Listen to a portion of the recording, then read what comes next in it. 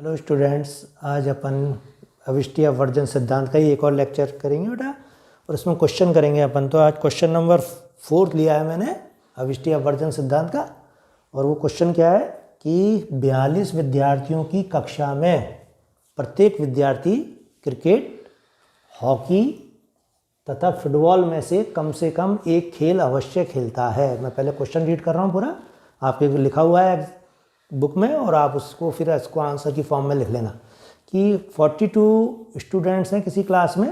और वो कहता है कि इन 42 स्टूडेंट्स में से प्रत्येक विद्यार्थी क्रिकेट, हॉकी तथा फुटबॉल में से कम एक गेम जो है वो निश्चित रूप से खेलता है। ठीक है, प्रत्येक जो स्टूडेंट है वो 42 स्टूडेंट्स में से 42 स्टूडेंट जो हैं उनमें से प्रत्येक स्टूडेंट्स कोई ना कोई गेम जरूर खेलता है, या तो क्रिकेट खेलता है, या हॉकी खेलता है, या फुटबॉल खेलता है। ठीक है, तो इस चीज़ को अपन कैसे लिखते हैं कि सबसे पहले तो अपन ये बताएंगे कि भाई क्रिकेट खेलने वाले विद्यार्थियों का समुच्चय C है, हॉकी खेलने वाले विद्यार्थियों का समुच्चय H है, और फुटबॉल खेलने वाले विद्यार्थियों का समुच्चय F है। ठीक है, ये आप लिख लेना। उसके बाद फिर अपन क्या जानते हैं, इसमें प्रश्नानुसार लिखेंगे अपन। देखो अभी मैं ना तो क्वेश्चन मिटा सकता हूँ क्योंकि हमारे ब्लैक बोर्ड जो है छोटा है बेटा भी, है ना। तो प्रश्नानुसार अपन क्या लिखेंगे कि C union F union H is equal to कितना है 42। ठीक है, ये दिया हुआ है आपको कि 42 विद्यार्थियों की कक्षा में, इस लाइन को मैं बार बार इसलिए पढ़ रहा हूँ कि किसी कक्षा में, किसी क्लास में 42 स्टूडेंट्स हैं, और उनमें से प्रत्येक स्टूडेंट या तो क्रिकेट खेलता है, या हॉकी खेलता है, या फुटबॉल खेलता है। तो वो जो या वर्ड है वो किस में आ रहा है, अपने C union F union H की संख्या कितनी दी है उसने, 42। ठीक है, फिर वो ये कहता है कि अब देखो इस लाइन को मैं मिटा रहा हूँ, ठीक है, जिससे आपको आगे स्पेस मिल जाएगा। जो जो चीज़ें मैं लिखता जा रहा हूँ साथ में ही आपको, कि C union F union H कितना है 42। फिर वो कहता है कुल 14 विद्यार्थी क्रिकेट, तो क्रिकेट खेलने वाले की संख्या कितनी है 14। फिर वो साथ में कहता है 20 विद्यार्थी हॉकी, हॉकी खेलने वाले विद्यार्थियों की संख्या कितनी है 20। फिर वो कहता है कि चॉइस फुटबॉल खेलते हैं, चॉइस नहीं है, दो विद्यार्थी कितने, चॉइस विद्यार्थी फुटबॉल खेलते हैं, चॉइस ही है। ठीक है, तो F कितना है यहाँ 24 है। ठीक है, तो क्रिकेट खेलते हैं 14, हॉकी खेलते हैं 20, और F खेलते हैं 24। ठीक है, साथ में वो ये कहता है कि उसके बाद 3 विद्यार्थी क्रिकेट तथा फुटबॉल, तो C इंटरसेक्शन F इसका मान कितना है बेटा 3 है। ठीक है, कि 3 विद्यार्थी क्रिकेट तथा फुटबॉल खेलते हैं, 2 विद्यार्थी हॉकी तथा फुटबॉल, हॉकी तथा फुटबॉल जो खेलते हैं वो कितने खेलते हैं 2 विद्यार्थी खेलते हैं। ठीक है, और फिर उसके बाद वो कहता है जबकि कोई भी विद्यार्थी तीनों खेल नहीं खेलता। कोई भी विद्यार्थी तीनों खेल मतलब C intersection F intersection H का मान यहाँ कितना है 0 है। ठीक है, तो क्वेश्चन के अकॉर्डिंग अपन ने क्या क्या ले लिया, जो जो चीज़ अपने को दी है कि एक क्लास है, उस क्लास में 42 स्टूडेंट्स हैं, और वो 42 स्टूडेंट्स में से प्रत्येक स्टूडेंट्स या तो क्रिकेट खेलता है, या फुटबॉल खेलता है, या हॉकी खेलता है। तो उसको मैंने किससे डिनोट किया, C union F union H is equal to कितना है 42। फिर वो कहता है उनमें से क्रिकेट जो खेलते हैं 14, हॉकी खेलते हैं 20, और फुटबॉल खेलते हैं 24। और क्रिकेट और फुटबॉल दोनों खेलते हैं जो ऐसे स्टूडेंट्स हैं 3, हॉकी तथा फुटबॉल जो दोनों खेलते हैं ऐसे स्टूडेंट्स हैं 2, और जो C भी खेले हैं, F भी खेले हैं, और H भी खेले हैं, तो ऐसा कोई स्टूडेंट्स नहीं है जो तीनों ही गेम खेलता हो। तो वो कहता है उन विद्यार्थियों की संख्या ज्ञात करो जो क्रिकेट तो खेलते हैं परंतु हॉकी नहीं। यहाँ ध्यान देना, ऐसे विद्यार्थियों की संख्या ज्ञात करनी है अपने को जो क्रिकेट तो खेलते हैं परंतु हॉकी नहीं, क्रिकेट खेलें लेकिन हॉकी नहीं। तो C इंटरसेक्शन H डैश अपने को ज्ञात करना है, जो क्रिकेट तो खेलते हैं परंतु हॉकी नहीं। ठीक है, अब इसको कैसे ज्ञात करेंगे, तो अपने पास देखो अभी एक अविष्टि अपवर्जन का सिद्धांत है 3 समुच्चयों का। तो अपन ने 3 सेट्स का जो प्रिंसिपल ऑफ इंक्लूजन एक्सक्लूजन पढ़ा था उसको अपन लिख देते हैं सबसे पहले। तो हम जानते हैं, आप क्या लिखोगे, हम जानते हैं कि 3 समुच्चयों का, 3 परिमित समुच्चयों का अविष्टि अपवर्जन सिद्धांत, ये लिख लो आप पहले। ठीक है, तो उसके according C union F union H is equal to क्या होगा बेटा, C plus F plus H, ठीक है। फिर सी का इंटरसेक्शन किससे लेंगे, एफ से, फिर सी का इंटरसेक्शन लेंगे किससे, एच से, और फिर एफ का इंटरसेक्शन लेंगे अपन एच से, और फिर प्लस कर देंगे C intersection F intersection H को, ठीक है। अब देखो जो जो वैल्यूज़ आपके पास हैं वो सब रखते जाओ, और जो नहीं है वो अपनी मजबूरी है, उसको अपन निकाल लेंगे, ठीक है। तो इससे अब क्या होगा, देखो इसकी वैल्यू है, इसको रख दो आप, ये कितनी है 42, सी की वैल्यू कितनी है 14, एफ की वैल्यू कितनी है 24, और एच की वैल्यू कितनी है 20, सी इंटरसेक्शन एफ कितना है 3, ठीक है। सी इंटरसेक्शन एच ये कहीं नहीं है, तो इसको आप अभी एज इट इज छोड़ो, ठीक है। एफ इंटरसेक्शन एच कितना है 2, फिर C intersection F intersection H कितना है 0। अब इससे क्या फ़ायदा होगा, अपने को उन विद्यार्थियों की संख्या प्राप्त हो जाएगी जो क्रिकेट तथा हॉकी दोनों खेलते हैं, ठीक है। तो आप क्या निकाल लोगे, C intersection H is equal to आ गया अपने पास कितना बेटा 11, ये अपन सॉल्व कर लेंगे तो इसका मान कितना आ जाएगा 11 आ जाएगा, ठीक है। अब वो ये कहता है आपको ज्ञात क्या करना है, ऐसे विद्यार्थियों की संख्या ज्ञात करनी है जो क्रिकेट भी खेलते हैं परंतु हॉकी नहीं खेलते। अब देखो क्रिकेट टोटल कितने खेल रहे हैं 14, ठीक है। अब वो कहता है कि इसमें से ऐसी संख्या ज्ञात करो जो खाली क्रिकेट खेलते हैं लेकिन हॉकी नहीं। तो उसके लिए अपन क्या करेंगे कि जैसे अपने को ज्ञात क्या करना है, सी इंटरसेक्शन एच डैश, तो इसका मान क्या आएगा कि क्रिकेट खेलने वालों में से अपन क्या घटा दें कि क्रिकेट तथा हॉकी जो दोनों खेलते हैं, ठीक है। तो आपके पास क्या आ जाएगी संख्या कि टोटल उन विद्यार्थियों की संख्या आ जाएगी जो खाली क्रिकेट खेलते हैं परंतु हॉकी नहीं। तो ये चीज़ आपको ध्यान होनी चाहिए कि क्रिकेट तथा हॉकी जो टोटल विद्यार्थी खेलते हैं वो कितने हैं 11, और जो खाली क्रिकेट खेलते हैं वो कितने हैं 14। तो अब वो चाहता है कि भाई ऐसे विद्यार्थियों की संख्या ज्ञात करो जो खाली क्या करते हैं क्रिकेट खेलते हैं परंतु हॉकी नहीं। तो इस केस में अब अपने पास आंसर क्या आ जाएगा, 14 में से क्या घटा देंगे अपन 11, और ये इसका आंसर आएगा 3, ठीक है। तो इस तरीके से ऐसे क्वेश्चन अपन करते हैं। तो 14 माइनस 11 इज इक्वल टू क्या आ गया अपने पास 3, और ये आंसर अपना इसका है, ठीक है। ऐसे ही क्वेश्चन अपने को करने हैं थोड़े से बेटा। तो ये थोड़ा सा एक बार समझने में आपको दिक्कत आती है, लेकिन धीरे धीरे प्रैक्टिस आप जब करोगे तो आपसे क्वेश्चन होते जाएंगे, ठीक है। अब इसी तरीके का एक और क्वेश्चन मैं लिख रहा हूँ कि किसी कक्षा में, क्वेश्चन नंबर ये है अपने पास 3, ठीक है। किसी कक्षा में 175 विद्यार्थी हैं, ठीक है। टोटल स्टूडेंट्स कितने हैं किसी क्लास में 175, ठीक। अब इसको मैं पूरा लिखूं उससे अच्छा है मैं इसमें मैथमेटिकल फॉर्म में इसको लिख दे रहा हूं, ठीक है। तो वो ये कह रहा है कि किसी कक्षा में 175 विद्यार्थी हैं, इसकी मेरे को ज़रूरत थी इसलिए मैंने ये चीज़ लिखी है। फिर वो कहता है जिनमें से 100 विद्यार्थी गणित पढ़ते हैं, तो मैं इसको लिख रहा हूँ जो टोटल नंबर ऑफ मैथमेटिक्स पढ़ते हैं वो विद्यार्थी कितने हैं 100 हैं, ठीक। टोटल नंबर ऑफ जो बच्चे मैथमेटिक्स पढ़ते हैं वो कितने हैं बेटा 100 हैं। फिर उसके बाद वो कहता है 70 विद्यार्थी फिजिक्स पढ़ते हैं, तो फिजिक्स पढ़ने वाले को मैं पी से डिनोट करता हूँ और वही लिख देता हूँ मैं कि 70 विद्यार्थी कितने हैं जो फिजिक्स पढ़ते हैं, ठीक है। फिर उसके बाद वो कहता है 46 विद्यार्थी केमिस्ट्री पढ़ते हैं, तो केमिस्ट्री पढ़ने वाले विद्यार्थियों की संख्या कितनी है 46 है, ठीक है। फिर वो ये कहता है कि 46 विद्यार्थी केमिस्ट्री और 30 विद्यार्थी गणित तथा भौतिकी, गणित तथा भौतिकी जो पढ़ते हैं वो हैं 30, ठीक है। फिर वो कहता है कि 28 विद्यार्थी गणित तथा रसायन शास्त्र, गणित तथा रसायन शास्त्र पढ़ते हैं अपने 28 विद्यार्थी। और उसके बाद वो कहता है कि 23 विद्यार्थी भौतिकी तथा रसायन शास्त्र पढ़ते हैं, 23 विद्यार्थी जो हैं भौतिकी तथा रसायन शास्त्र पढ़ते हैं।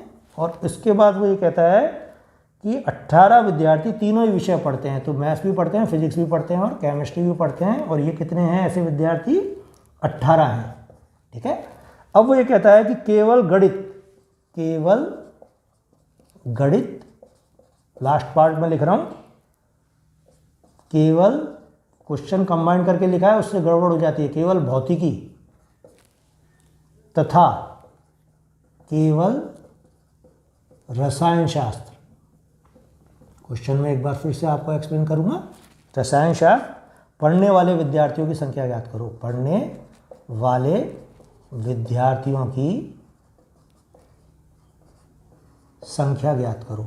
जब ये क्वेश्चन करो तो आप बुक खोल लेना पहले और बुक से क्वेश्चन पहले पढ़ते जाना, तब ये समझ में आएगा वीडियो के साथ। केवल गणित पढ़ने वाले विद्यार्थियों की संख्या ज्ञात करनी है, केवल भौतिकी पढ़ने वाले विद्यार्थियों की संख्या ज्ञात करनी है, केवल रसायन शास्त्र पढ़ने वाले विद्यार्थियों की संख्या ज्ञात करो। पहला तो ये है क्वेश्चन, ठीक है। फिर उसका दूसरा पार्ट है, ऐसे कितने विद्यार्थी हैं जो उपरोक्त में से कोई विषय नहीं पढ़ते। ऐसे कितने विद्यार्थी हैं, ऐसे कितने विद्यार्थी हैं जो उपरोक्त में से कोई विषय नहीं पढ़ते, कोई विषय नहीं पढ़ते, ठीक है। क्लियर हुआ क्वेश्चन। अब फिर मैं कह रहा हूँ कि किसी कक्षा में टोटल नंबर ऑफ स्टूडेंट्स कितने हैं, ये मैं लिख रहा हूँ सबसे पहले। Total number of students in a class is equal to 175, ठीक है। अब क्वेश्चन दोबारा रीड कर रहे हैं अपन कि किसी क्लास में टोटल नंबर ऑफ स्टूडेंट 175 है, ठीक है। उनमें से मैथ्स पढ़ते हैं 100, फिजिक्स पढ़ते हैं 70, केमिस्ट्री पढ़ते हैं 46, ठीक है। फिर वो ये कहते हैं मैथ्स तथा फिजिक्स पढ़ते हैं, जो बच्चा मैथ्स भी पढ़ता है और साथ में फिजिक्स भी पढ़ता है, वो है 30। फिर वो कहता है मैथ्स या केमिस्ट्री, मैथ्स तथा केमिस्ट्री दोनों साथ मिला के पढ़ते हैं 28, फिजिक्स तथा केमिस्ट्री दोनों साथ मिला के पढ़ते हैं, वो है 23। और कहते हैं मैथ्स फिजिक्स और केमिस्ट्री तीनों ही पढ़ते हैं, वो 18। तो जैसे अपने कॉलेज का ही केस लो आप, अपने यहाँ मैथ्स ऑनर्स भी चलती है, केमिस्ट्री ऑनर्स भी चलती है और पास कोर्स भी चलता है। तो आपको ये समझ में नहीं आ रहा होगा भाई चक्कर क्या है, भाई ये टोटल नंबर ऑफ स्टूडेंट 175 है, तो जो पास कोर्स के बच्चे हैं वो तो तीनों ही विषय लेंगे, उनके पास तो ऑप्शन ही नहीं है, तो वो मैथ्स फिजिक्स और केमिस्ट्री तीनों पढ़ेंगे, ठीक है। लेकिन अब जो ऑनर्स के बच्चे हैं, जैसे मैथ्स ऑनर्स का बच्चा है तो मैथ्स के साथ या तो केमिस्ट्री पढ़ेगा या मैथ्स के साथ फिजिक्स पढ़ेगा, ठीक है। और केमिस्ट्री ऑनर्स का जो बच्चा है वो क्या करेगा, वो या तो केमिस्ट्री तो पढ़ेगा ही पढ़ेगा, लेकिन केमिस्ट्री के साथ या तो मैथ्स पढ़ेगा या फिजिक्स पढ़ेगा। तो ये कॉम्बिनेशन इस फॉर्म में उन्होंने दिया है, ठीक है। अब वो ये कहता है कि भाई क्लास में टोटल नंबर ऑफ स्टूडेंट तो 175 हैं और एक ऑप्शन ये है कि भाई मैथ्स फिजिक्स केमिस्ट्री का ऑप्शन ले लिया और दूसरा ऑप्शन भी वहाँ अवेलेबल है कि वो आर्ट्स भी पढ़ सकते हैं। तो वो कहता है कि ऐसे कितने विद्यार्थी हैं जो केवल गणित पढ़ रहे हैं इस टोटल नंबर ऑफ स्टूडेंट्स में से, ठीक है। और अब आपके एकदम दिमाग चकराता है, साहब आपने तो ये एक बार लिखा है ना मैथ्स टोटल नंबर ऑफ 100 है, तो ये मैथ्स ही तो पढ़ रहे हैं। लेकिन ये नहीं है, मैथ्स के साथ ऐसे बच्चे इसमें मैथ्स तो पढ़ ही रहे हैं 100, लेकिन मैथ्स के साथ फिजिक्स कितने पढ़ रहे हैं 30। फिर वो ये कह रहा है मैथ्स के साथ केमिस्ट्री कितने पढ़ रहे हैं, उनमें से 28। तो वो ये चाहता है कि सिर्फ आप तो वो विद्यार्थी बताओ मुझे जो केवल क्या पढ़ते हैं, गणित पढ़ते हैं। मतलब इसका मतलब क्या है, जो मैथ्स के साथ ना तो फिजिक्स पढ़ते हैं, ना मैथ्स के साथ केमिस्ट्री पढ़ते हैं और ना मैथ्स के साथ फिजिक्स और केमिस्ट्री पढ़ते हैं। तो इस तरीके का क्वेश्चन है वो आपको करना है बेटा, ठीक है। तो मैं इसको मिटा रहा हूं, तो देखो कैसे करेंगे इस क्वेश्चन को। क्वेश्चन समझ में आ गया होगा कि केवल गणित पढ़ें, केवल भौतिकी पढ़ें और केवल रसायन शास्त्र पढ़ें। तो इस क्वेश्चन को सबसे पहले लिखो, केवल मैथ्स व अन्य विषय पढ़ते हैं ऐसे विद्यार्थियों की संख्या जो केवल मैथ्स व अन्य विषय पढ़ते हैं या मैथ्स के साथ अन्य विषय पढ़ते हैं, वो कितनी है। देखो सबसे पहले 30 तो है टोटल नंबर ऑफ जो अपने मैथ्स के साथ फिजिक्स पढ़ रहे हैं। फिर वो ये कहता है मैथ्स के साथ केमिस्ट्री पढ़ रहे हैं, वो कितने हैं 28। और फिर वो ये कहता है इसमें से आप सब्ट्रैक्ट कर दो कितने, क्योंकि मैथ्स भी पढ़ रहे हैं, फिजिक्स भी पढ़ रहे हैं और केमिस्ट्री भी पढ़ रहे हैं, वो सब्ट्रैक्ट हो जाएंगे इसमें से 18, ठीक है। फिर से मैं एक बार बता रहा हूँ आपको, एम इंटरसेक्शन पी दिया है अपने को 30, एम इंटरसेक्शन सी दिया है कितना 28 और M intersection P intersection C दिया है कितना 18। क्योंकि कुछ बच्चे इस क्वेश्चन को मैंने देखा हमेशा समझने में दिक्कत करते हैं, तो मैं इसलिए पीछे पढ़ रहा हूँ इसके। वो कहता है केवल मैथ्स व अन्य विषय पढ़ते हैं, कि मैथ्स के साथ अन्य विषय पढ़ते हैं, केवल मैथ्स व साथ में, ये लिख लो आप, साथ में अन्य विषय पढ़ते हैं। तो देखो ये आ गया 30, मैथ्स के साथ अन्य विषय पढ़ रहा है फिजिक्स 30, ठीक है। फिर मैथ्स के साथ केमिस्ट्री पढ़ रहा है 28। अब वो कहता है भाई ये 30 और 28 तो आपने जोड़ दिए, लेकिन वो कहता है कि ये तीनों विषय भी तो पढ़ रहे हैं, मैथ्स, फिजिक्स और केमिस्ट्री 18, तो ये जो है मैथ्स और फिजिक्स इसमें इन्वॉल्व हो गया ये, ठीक है। अब इसको आपको घटाना पड़ेगा 18 को इसमें से, तो 30 + 28 में से कितना घटा दोगे आप? 18। अब आपने को क्या निकालना है कि केवल मैथ्स पढ़ने वाले विद्यार्थियों की संख्या। तो वो कहता है कि भाई टोटल एम कितना है यहाँ, जो केवल सिर्फ मैथ्स पढ़ते हैं वो अपने को निकालनी है संख्या। वो कहता है मैथ्स जो पढ़ते हैं बच्चे टोटल वो है 100। मैथ्स के साथ इस 100 में क्या इन्वॉल्व है, वो फिजिक्स भी पढ़ रहे हैं कुछ बच्चे केमिस्ट्री भी पढ़ रहे हैं, और कुछ क्या कर रहे हैं, तीनों ही विषय पढ़ रहे हैं। तो अब अपन क्या करेंगे, केवल मैथ्स पढ़ने वाले विद्यार्थियों की संख्या। आप वेन डायग्राम से भी कर सकते हो इसको, लेकिन उससे क्या आपको बनाने में दिक्कत आएगी, एक बार प्रोसेस आ जाएगा तो सारा का सारा आ जाएगा अपने को। केवल मैथ्स पढ़ने वाले विद्यार्थियों की संख्या कितनी होगी, 100 में से अब आप कितना घटा दो बेटा, कि मैथ्स के साथ जो अन्य विषय पढ़ रहे हैं ये वाले बच्चे हैं, तो 30 + 28 - 18, और ये इसका आंसर आ जाएगा। तो मैंने जान के ये पूरा लिखा है जिससे आपको दिक्कत नहीं आए, ठीक है। और ये आंसर आ रहा है कितना अपना, कितना आता है बेटा, 60, ठीक है। अब देखो अभी और समझ में आएगा क्वेश्चन आपको धीरे धीरे। अब वो ये कहता है कि केवल केमिस्ट्री पढ़ने वाले, केवल सी पढ़ने वाले, अब अपन डायरेक्ट निकालेंगे विद्यार्थियों की संख्या। एक बार दिक्कत आएगी क्वेश्चनों में अविष्टीय वर्जन के। अब टोटल नंबर ऑफ सी कितने हैं जो पढ़ते हैं बच्चे, वो आपने देखा है कि 46 विद्यार्थी क्या है, केमिस्ट्री पढ़ रहे हैं। तो 46 में से आप क्या घटाओगे, केवल केमिस्ट्री पढ़ने वाले विद्यार्थियों की संख्या में से जो टोटल केमिस्ट्री पढ़ते हैं वो 46 है, और केमिस्ट्री के साथ मैथ्स पढ़ रहे हैं वो हैं 28। केमिस्ट्री के साथ जो फिजिक्स पढ़ रहे हैं उनकी संख्या है क्या कुछ, देखो भौतिकी 23 विद्यार्थी भौतिकी एवं रसायन शास्त्र। तो सी इंटरसेक्शन पी कितना है, 23 है, तो वो 23 जुड़ेगा इसमें से, और क्या घटेगा, -18। तो ये आंसर आ जाएगा इसका, और ये आंसर आ रहा है बेटा कितना, 13। जो भी आंसर आएगा वो आप लिख लेना, ठीक है। फिर उसके बाद वो कहता है कि केवल फिजिक्स पढ़ने वाले, अब आप निकालो अपने आप विद्यार्थियों की संख्या, विद्यार्थियों की संख्या। और ये जो है ना भाई, तुम एकदम जल्दीबाजी कर रहे हो, कुछ बच्चे के साथ हमारे हिंदी में पढ़ा रहे हैं खाली, तो बेटा पढ़ाई तो हिंदी में ही होगी, बीच बीच में टेक्निकल वर्ड हम इंग्लिश में बोल देंगे बस। और बाकी इंग्लिश मीडियम की किताब आती है गोकुरु सैनी की, वो आप खरीद लो, CBH की आती है वो ले लो आप, और किताबों से पढ़ते जाओ। और जो किताब मैंने JPH की बताई है उसमें हिंदी और इंग्लिश वर्जन दोनों हैं।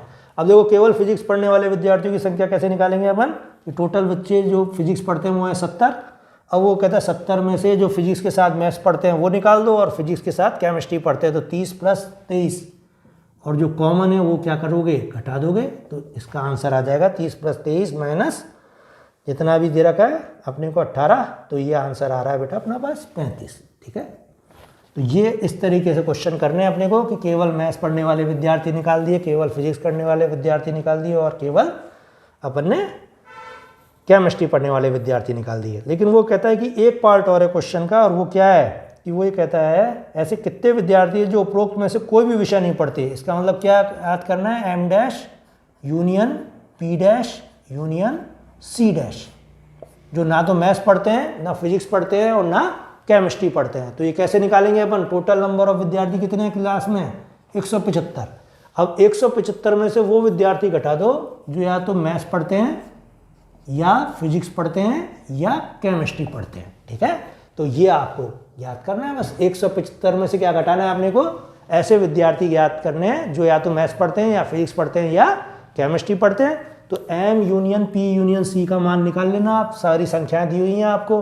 कैसे निकालोगे, 175 में से आप M + P + C minus M intersection P minus M intersection C minus P intersection C plus M intersection P intersection C, ये आप मान सारे रख देना, और ये सारे मान रखने के बाद जो आंसर आएगा वो आप उसको लिख देना। और ये संख्या आती है अपने पास कितनी, M union P union C आएगा इसमें 153। 153 घटा दो 175 में से, तो आपके पास कौन से विद्यार्थी आ जाएंगे? वो विद्यार्थी आ जाएंगे जो ना तो मैथ्स पढ़ते हैं, ना फिजिक्स पढ़ते हैं और ना केमिस्ट्री पढ़ते हैं। ठीक है, तो इस तरीके से क्वेश्चन अपन करते हैं बेटा। थोड़ा सा क्वेश्चनों में टाइम लगता है इसके अविष्टीय अपवर्जन सिद्धांत के। एक क्वेश्चन और रह गया इसमें, वो मैं आपको करा दूंगा, और फिर उसके बाद अपन आएंगे बूलियन अलजेब्रा पे, क्योंकि वो भी जरूरी है बहुत। 4th यूनिट अपने को थ्योरेटिकल है, और जब तक आप किताब खरीद लो सारे, और जल्दबाजी मत करो पूछने की और किसी चीज़ की, आप तसल्ली से पढ़ो थोड़ा सा, तब चीज़ें समझ में आएंगी।